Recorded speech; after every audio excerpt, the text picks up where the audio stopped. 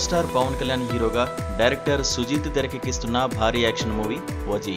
పవన్ రాజకీయాల్లో అడుగుపెట్టాక ఈ cinema shooting వాయిదా పడుతూ వస్తోంది.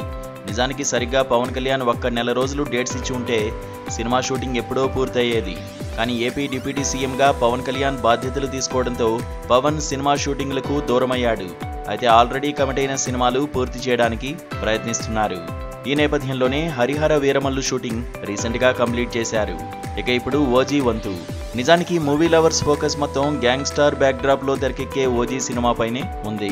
ఈ నేపథ్యంలోనే ఈ సినిమా షూట్ రీస్టార్ట్ ఎప్పుడెప్పుడు అవుతుందా అని అభిమానులు ఈగర్గా వెయిట్ చేస్తున్నారు. ఇన్నాళ్లకు వారి ఎదురుచూపులు ఫలించాయి.